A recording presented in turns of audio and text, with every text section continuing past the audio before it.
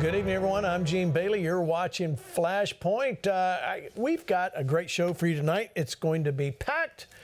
So make sure you go show this and share this on all your social media outlets as we continue to break down the news of what's happening in your America today. All right, let me bring in my panel that's starting off with me, Pastor Hank Kuhneman and Lance Wallnau. Good evening, gentlemen. Glad you're here. Lance, good to see you again, sir. It's been a while. Good to see you, Gene. Yeah. All right. Well, the big issue, and I'm really anxious to get your take on this, Lance, is this whole signal snafu that happened with Pete Hegseth. Let me show you Scott Jennings, what he said on CNN yesterday when the story broke. Watch. All right. Moments ago, Caitlin Collins was reporting on her show, Scott, that there is shock inside the White House that this chat was texted to Jeffrey Goldberg. Are you shocked? Well, sure. I mean, it's a shocking thing, and they've admitted that it was a mistake and admitted that it's authentic, so they're owning up to it. I think they're still, based on what I've heard tonight, trying to figure out how it happened. I'm not sure the National Security Advisor Walls even knows Goldberg. In fact, I don't believe he knows him and has never met him. I did learn a few things in some of my conversations, if you're interested. One is that the Signal program was preloaded on a number of devices and agency computers in this circuit when they got there. So in their view, it was already in use. Number two, in some of the messages, they talk about needing to go to the high side computers, which is the classified system. So they clearly were knowing there was a line on what you could discuss in a chat like this versus classified system. Number three, there is a dispute over whether the term war plans is being exaggerated. And number four, look, I love the policy. It's well executed. You've got a thoughtful policy discussion going on, and we did what the Biden administration would not do, stop these people from harassing our shipping lanes and our boats and our Navy. So good on the Trump administration for reversing a bad policy. All right, so Lance, let me show you, before you comment, let me tell you again, in case you didn't hear it, this is what Caroline Leavitt said. Jeffrey Goldberg's well known for his sensationalist spin. Here are the facts about the latest story. Number one, no war plans. Scott Jennings just said that were discussed. No classified material was sent through the thread. Number three, the White House counsel's office has provided guidance on a number of different platforms for President Trump's top official to communicate as safely and efficiently as possible. As the National Security Council stated, the White House is looking into how Goldberg's number was inadvertently added to the thread. I think that's a good idea. Thanks to the strong, decisive leadership of President Trump and everyone in the group, the Houthi strikes were successful and effective. Terrorists were killed, and that's what matters most to President Trump. Having said all that, Lance, this is still not a good thing that happened. All right, let's rehearse what we know, Gene. Yeah, go ahead. We went through this before. The Trump administration is tearing apart the deep state. Yes. And so the last time he was in office, the first thing the intelligence community did, this is an intelligence community setup. This is a setup on a preloaded chat thread that was deliberately and intentionally back-channeled to the Atlantic because they all work as a deep state syndicate. Remember, they leaked stories to the New York Times under Comey. This is how they do it. They want the media to play gotcha and embarrass. Now, here's what they're doing. They're going to go for a scalp because what the deep state did was they went after Flynn. They set him up. Once they got his scalp, they began to have an unraveling. You start having people backing up from each other. Trump's team is a tight team. What we have to watch is that they don't start turning on each other. This is the nullification project. They were doing it with judicial activist judges. They're continuing on that front. Now they're going to go in the intelligence community to try to take down 1, 2, or 3 of Trump's appointed people and see if they can dismantle the agencies. Our people have to see this for what it is. Yep. Don't look at the news cycle about, a mistake. Look at it like warfare inside the government trying to take down Trump. Yes, and this may seem, and I'm glad you brought up General Flynn because it was about the same amount of time after he was in office when this happened again. So let's take a flashback talking about Jeffrey Goldberg. Let's tell the stories. Let's go back in time. I'm going to give this to Rick Green here when we come back. Look, this seems vaguely familiar, both right before an election. Watch. At issue is a report by The Atlantic's Jeffrey Goldberg based on accounts from anonymous sources. Goldberg writes of the morning Trump was scheduled to visit an American cemetery near Paris, where American Marines are buried. This is a piece of the article. In a conversation with senior staff members on the morning of the scheduled visit, Trump said, quote, "Why should I go to that cemetery? It's filled with losers." In a separate conversation on the same trip, Trump referred to more than 1,800 Marines who lost their lives at Belleau Wood as, quote, suckers for getting killed. Earlier today, Goldberg responded to the pushback from the president and several of the president's aides. I stand by my reporting. I have multiple sources telling me this is what happened. Here's what Kelly told The Atlantic magazine about a White House conversation after Trump told Kelly he wished he'd be more like German generals. Kelly said, quote, "Do you mean the Kaiser's general? Surely you can't mean Hitler's generals." And Trump said, yeah, Hitler's generals.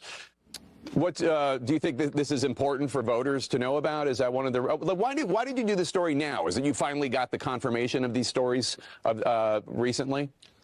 Yeah, I got confirmations and I got on the record interviews that I needed to make sure that the story was solid, including an interview with General Kelly. Yeah. Okay, so here's the thing. Both those, if you remember, they've both been debunked. Was never said. Rick Green, what you're seeing here, The Atlantic is not a journalistic bastion of truth. What are your thoughts? Yeah, well, first of all, Lance was 100% right. We should see this for what it is. This is war, man. This is intellectual warfare, and it's the deep state trying to shut Trump down in any way they can, whether it's these activist judges at the district level or using rogue agents within the intelligence community, or perhaps even some of those calling the shots prior to Trump coming in, or some of these, what the Soviets would call useful idiots that are these reporters that are being used in this way. But let me zoom out for a second, Gene. Not only is that stuff manipulated, the American people and our audience for sure, look at the difference. They're trying to create all of this smoke and mirrors over this little, was it a snafu? Maybe what happened? Big deal compared to the types of things that the Biden administration allowed to happen. Didn't stop the 13 being killed whenever you had the horrific withdrawal from Afghanistan when they could have.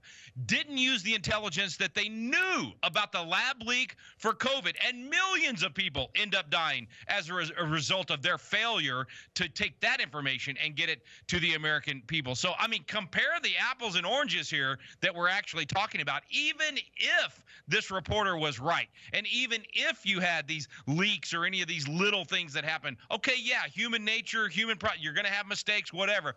But we need to keep in mind, zoom out and compare that to what the Biden administration and their intelligence community did or did not do while they were in charge, and be thankful for a snafu as small as this compared to what they had.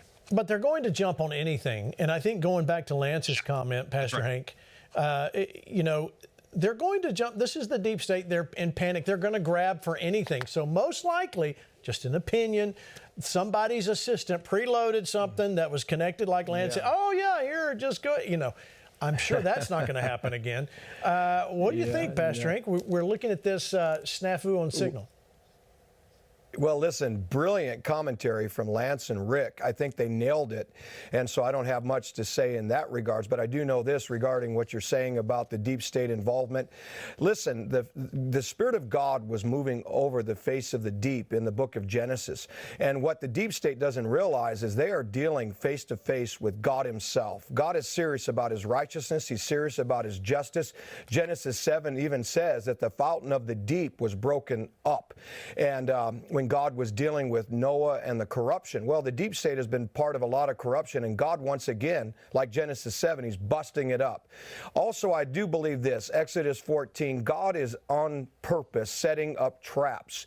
And to Rick's point, I think some of these traps are this. Listen, what about Hillary's email servers? Remember that discussion? Nobody really from the media really investigated that, and that was a breach of national security. How about the handshakes from the fake previous administration that was literally shaking hands, giving billions of dollars to our enemies?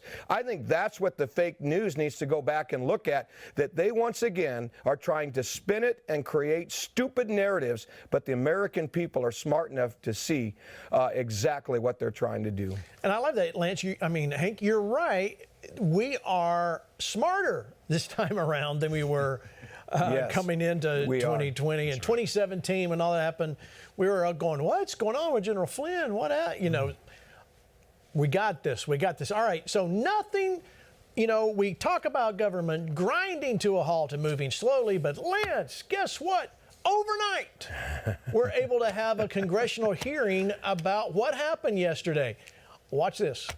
It is permissible to use to communicate and coordinate for work purposes, provided, Senator, that any decisions that are made are also recorded through formal channels. Right. So those were procedures that were implemented. My staff implemented those processes, followed those processes, complied with those processes, and finally, just please, so my communications, to be clear, in a signal message group were entirely permissible and lawful and did not include classified information. Your question was, have I participated in any other group chats sharing classified information?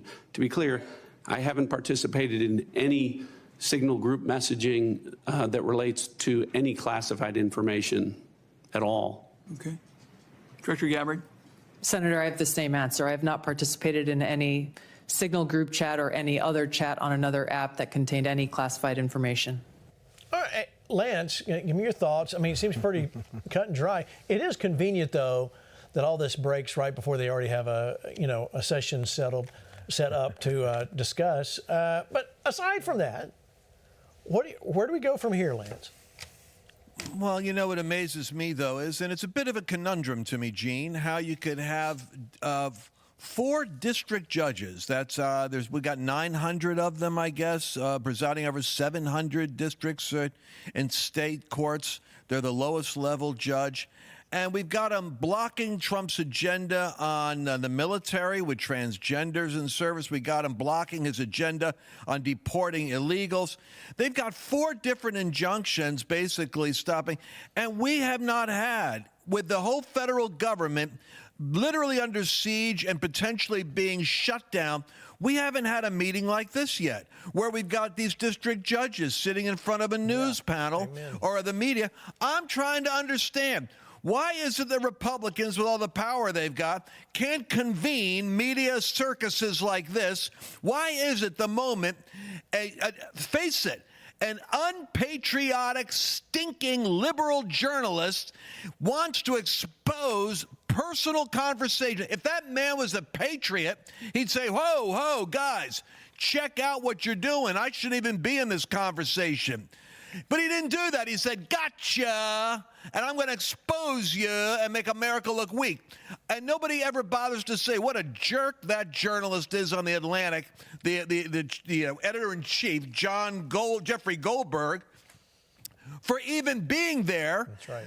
Peeping Tom that he is, spying in the conversation and then publishing it to the detriment of America's security. So true. And by the way, Lance and I have been the fodder of The Atlantic already.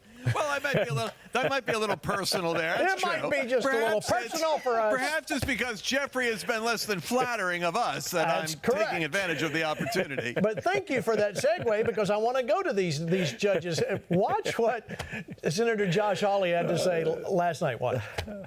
I understand you have legislation in the works that could address some of the issues that are plaguing this administration coming out of what are activist courts and an activist agenda.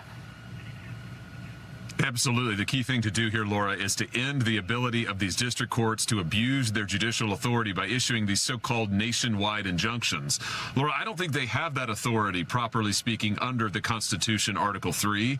What they're doing is they're purporting, these judges, they're purporting to go out and to bind parties and individuals who aren't before them. They're purporting to bind people who aren't in their district. We only have one Supreme Court that can bind the whole nation. District courts aren't supposed to be able to do it, and yet President Trump has been subject already to 15 separate so-called nationwide injunctions. In his first term, Laura, there were 64. We have never seen anything like this in American history. It's incredibly abusive, and Congress ought to end it. And we can end it by just saying no nationwide injunctions by these district courts. All right, so lawfare again, Rick. Here we go. I'm so glad that Josh Hawley brought that up. 64 in his last administration, and here we are. We're already at 15. What's the answer to get this stopped? Well, I appreciate the fact that we have a great ecclesia here in the Flashpoint Army because they've been through biblical civics. They know that this judicial supremacy is the problem. So when you think of the Supreme Court as being supreme, then you'll go to these district judges and ask them to be supreme. So I'm going to disagree with Hawley only in this. I think even the Supreme Court should not be able to bind the whole nation. That's the job of Congress and the president. The Supreme Court should apply what the Congress and the president does to the facts before them, even in their cases. But all of that to say, the answer to your question is the American people have to become civically literate to know the court does not have the final say. Don't go to the court to solve all of your problems. And then the president just has to keep doing what he's doing. He's got to keep saying no to these judges. He's got to get it appealed to the Supreme Court because that's where everybody's going for the answers, even though they shouldn't, as I said. And I believe he's going to win these cases. He's won most of them. He's gotten not really a loss so far. What they've done so far is they've given it back to the district judge. They haven't granted his injunctions that he's asked for. But on these big questions, I believe the Supreme Court is going to end up siding with us. Back to our conversation last night on things like the enumeration, the census, and challenging those things, on the lawfare that's been taking place with regard to how much the deep state should have the power to do. We've already won on Chevron deference and so many of these big cases. So the answer to your question is President Trump, stay the course, keep fighting this. And he's the only guy in the country that has the steadfastness to do what he's doing, to fight on all of these fronts. And it doesn't bother him one bit. He still comes to work with joy. He's still got a bounce in his step. He's still punching every chance that he's getting. Fight on every level. So they picked on the wrong guy here. So they're going to keep bringing it. We need to keep pushing back. Let me show you a little bit of the clip. Maybe you didn't know all of this going on. Here's a little bit from Fox about the judges that are pushing back on Trump. Watch. Frankly, there's the broader issue of all these judges' injunctions and then decisions like Judge Boasberg, what he's trying to do and how that case is working. We're going to have hearings on all of that. Because particularly when you look at Judge Boasberg, it starts to look like this is getting totally political from this guy, particularly when you remember he's also the judge who was part of the whole Trump-Russia FISA court, granting those warrants that allowed the Comey FBI to spy on President Trump's campaign. So we're going to look at that issue as well. But hopefully we can get that bill passed next week on the House floor, move it to the Senate, hopefully get it to the president's desk. All right, Lance, when I look at this, this is why we did not add extra guests tonight, because we really need to spend a little bit of time here and understand what we're dealing with here. If you do not understand what we're seeing here with the judges, with this signal snafu with Hegseth, all of these things, they're trying the same game plan, Lance, that we're seeing this over and over again. Now, my question to you is, isn't it interesting, these Obama-era judges, most of them I think were Obama-era, they're following political lines here. They must be getting pressure from the deep state. I mean, that's the only thing that makes sense, because some of the stuff just is crazy. They're not getting pressure from the deep state. They're willing participants. These are activist judges. You look at their track record. You look at their history. You look at their affiliation, their political affiliations. They even have family members that are in some way making money off of affiliation with the left wing.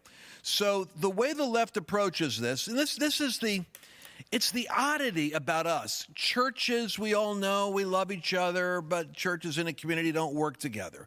Conservative groups, for the most part, are not collectives. They don't like working like communists, working as a group. They like individuality. But this is where the left, unfortunately, we have to understand how they operate. The journalists at The Atlantic, the district judges that are out there, they're all one hive mind. And if you don't mind me saying so, there's a spirit that is on them that animates and insinuates and say, why do you think we have Tesla stock dropped down to 1/2 for a man who isn't even taking a paycheck to expose corruption, valid corruption, and we have a whole group of activists fighting him? Why?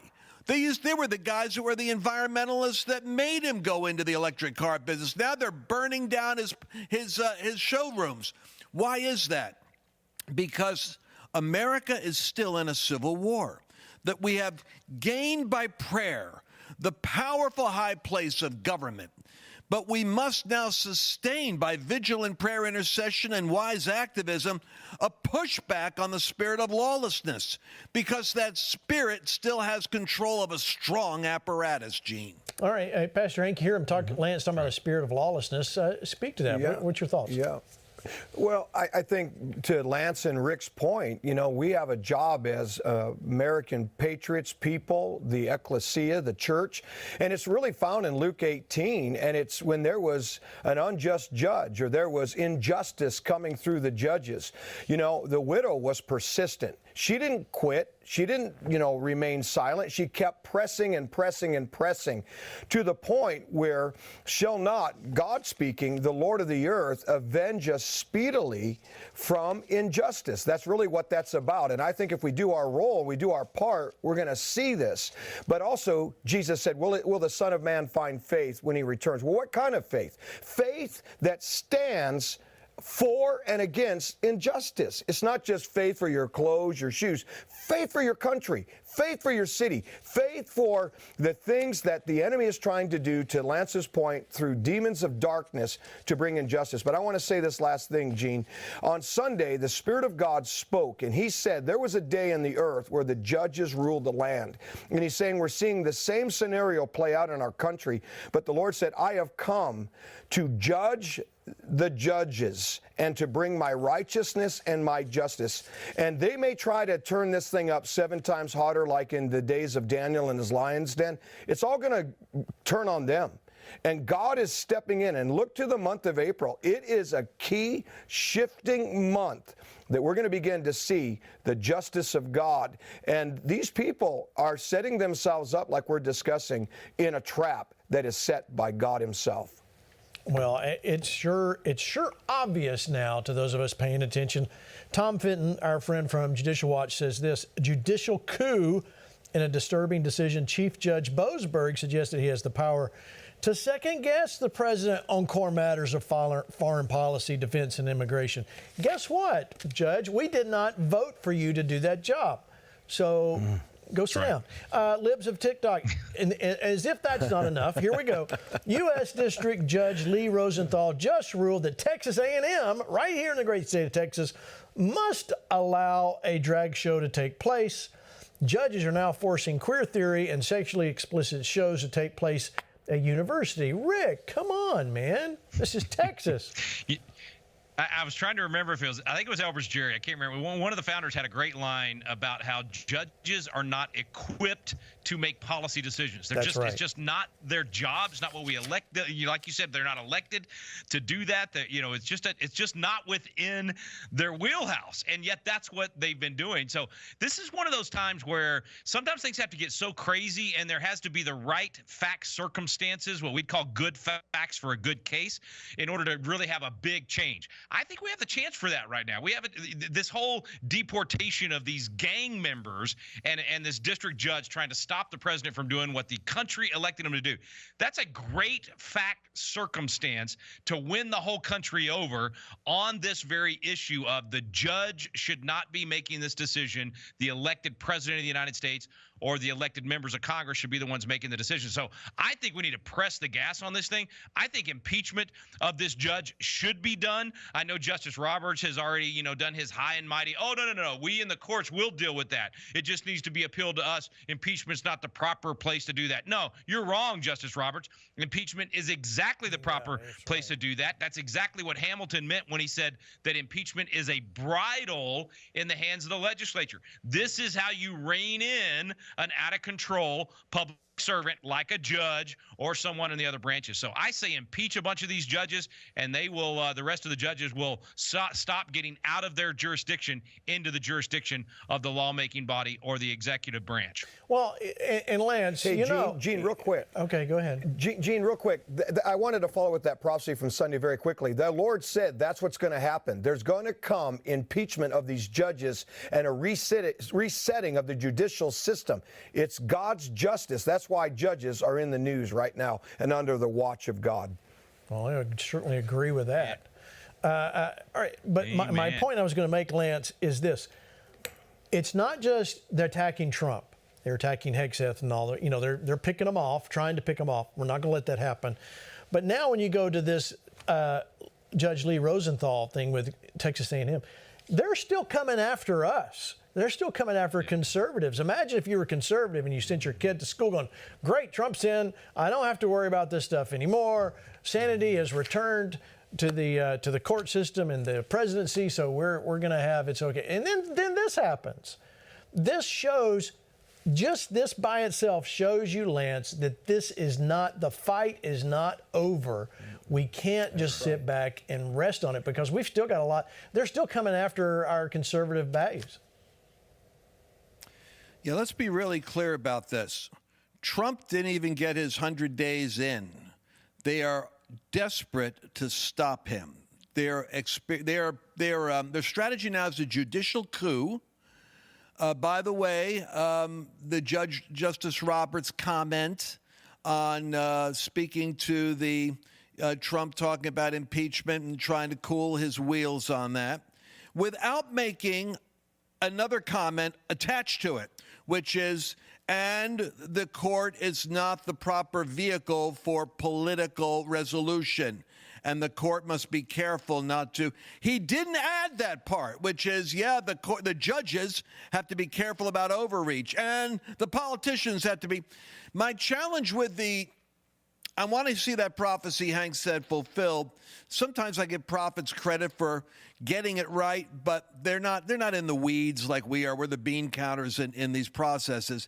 It's very difficult, actually, to impeach a judge. The proper power of setting the limits of the jurisdiction of a court is in Congress. And I hate to say it, but our people who vote for a presidential cycle and then back up, we have got to realize that if you want to save America, we've got less than a year and a half or so to mobilize to protect Congress from becoming the entity that will conduct special counsel's investigations on presidential overreach. I could prophesy that. They will attempt to impeach Trump. And they're going to use this tactic right now of his overreach, of his dangerous excesses.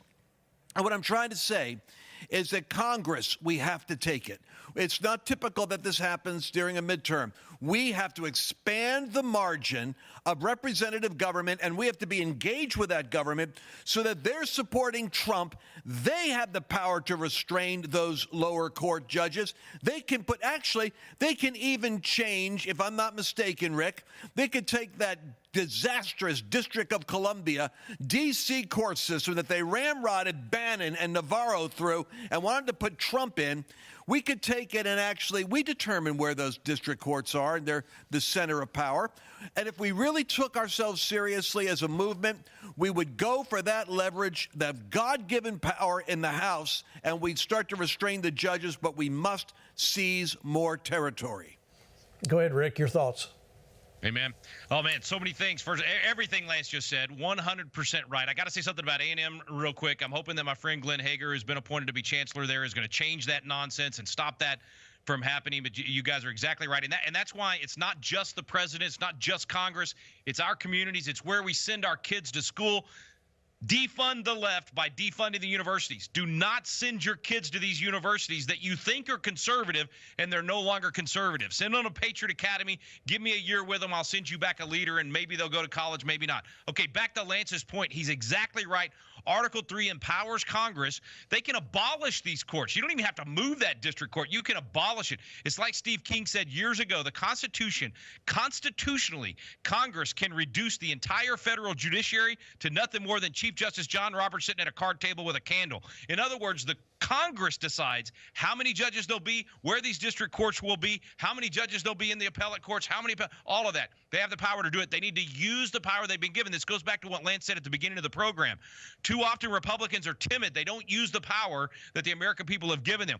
They need to do this with the courts. They need to do it with the enumeration. In fact, if they don't do the enumeration, if they don't fix the enumeration to be constitutional instead of the census going off the rock, counting illegals, all the stuff they did to manipulate what's currently in Congress. If they don't do that, we're going to lose 2026. They need to come back in, fix the enumeration, don't count illegals. You're going to end up with probably 20 more red state representations in Congress in the House side of things, and 20 more electoral votes in 2028. It's got to be done, guys. This is everything Lance said, man. It's spot on. Use the power we've been given instead of being wimpy about this. I guarantee you the Democrats would do it if they were the ones that had the opportunity to do it right now. That's right. All right, we got to use the power. All right, let me talk about Jesse Waters.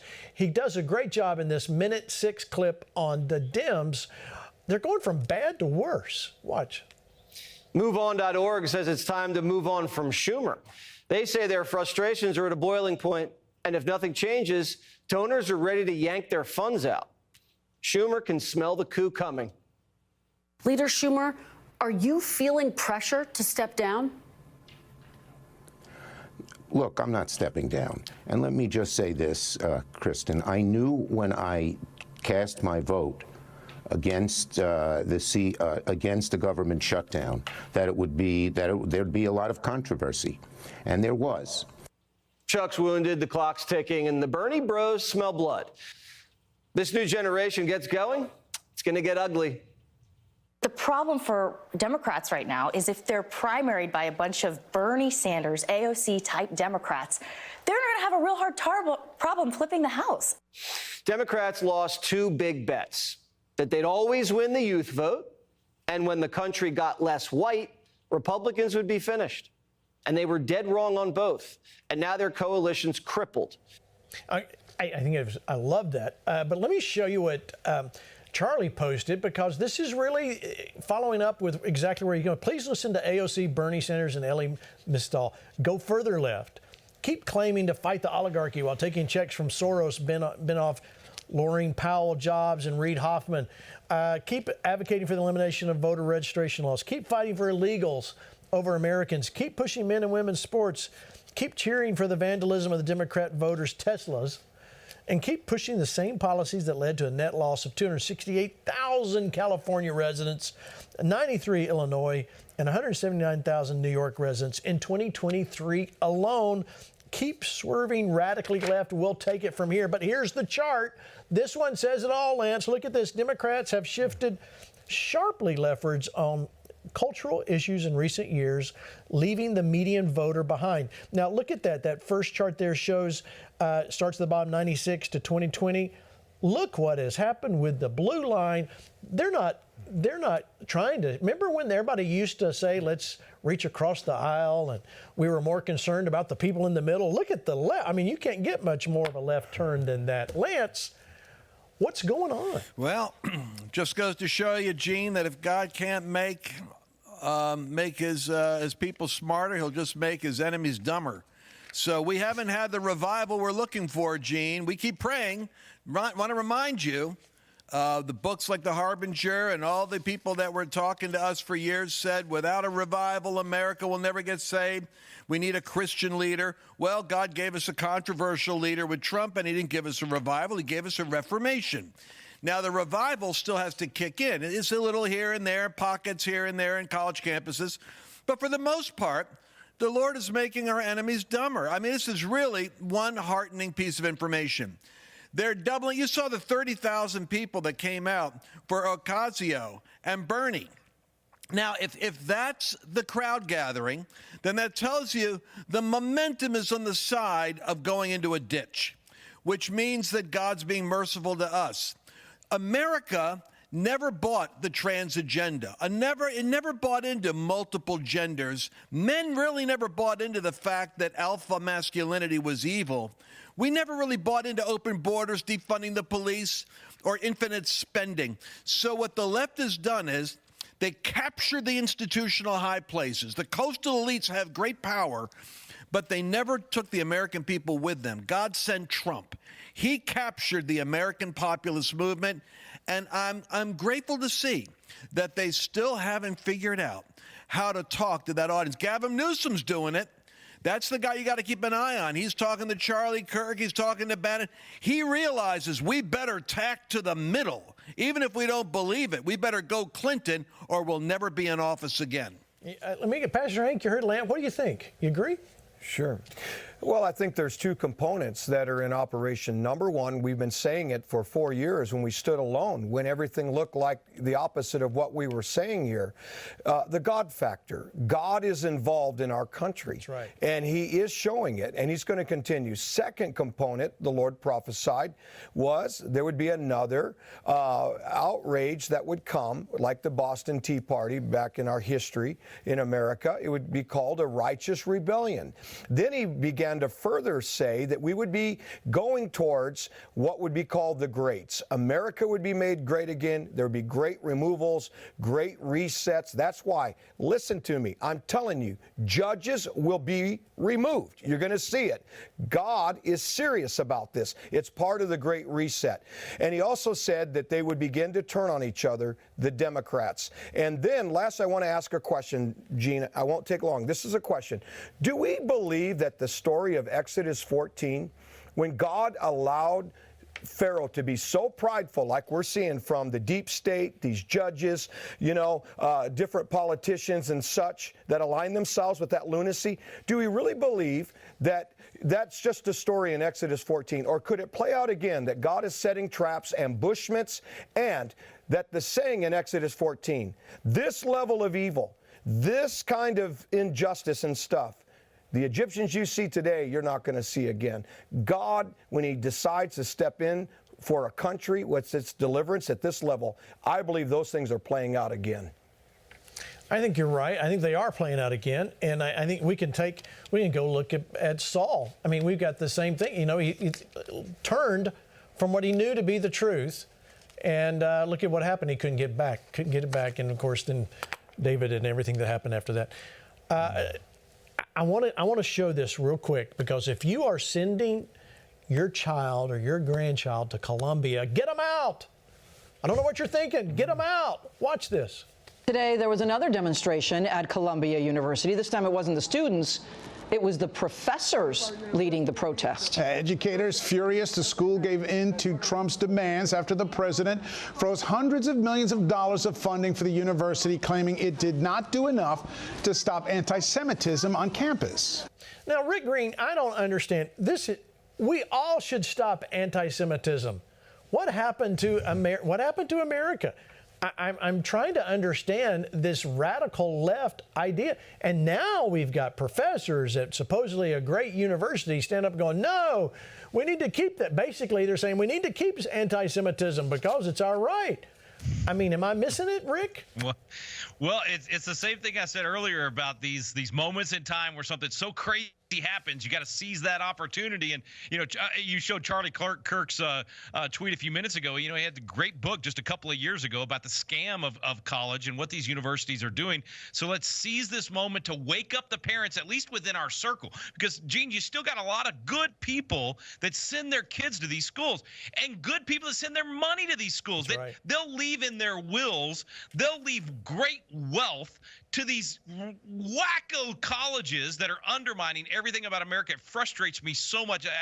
They've got to wake up, and this is the opportunity. Seeing this kind of thing at Columbia right here should wake people up to realize. And by the way, the last comment from Hank and the last comment from from Lance, you guys have to take those clips of what they just got through saying and make those some short reels that get out on social media. That is so much wisdom about what's going on right now. Not, Gene, that your comments weren't wise too. No, thanks. Well, anyway, thanks a lot. Much.